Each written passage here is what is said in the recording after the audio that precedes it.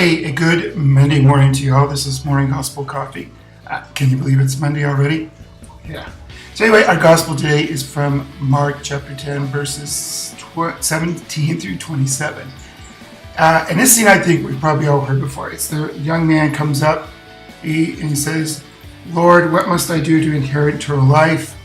And Jesus says, well, keep the commandments. You should not kill, you should not commit adultery, etc., etc.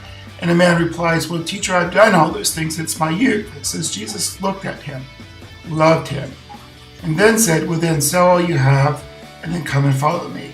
And the man went away sad because he says he was a very rich man. Then Jesus goes on and says how hard it is for a rich person to enter the kingdom of heaven. Of course, the disciples are upset about this because wealth is important for them.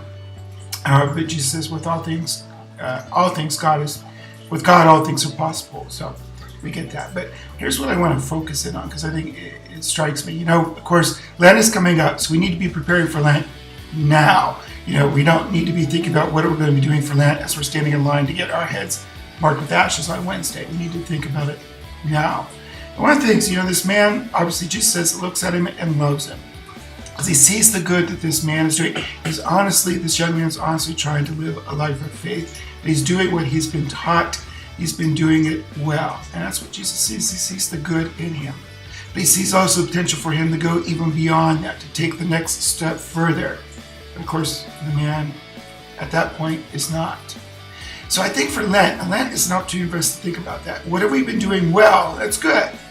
Okay? But what's the next step that we need to go on? What is God calling us to do? What are we called to maybe leave behind? What are we called to do differently so that we can be more open to that grace, to that love? And that can be a difficult question. And maybe it's not a question we ourselves need to answer for ourselves.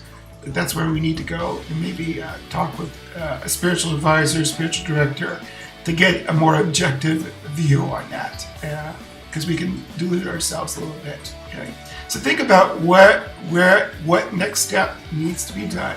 What do we truly need to let go of so that we can follow Christ? Some tough questions, but you have a couple of days to think about before Ash Wednesday starts. So I will see you all around.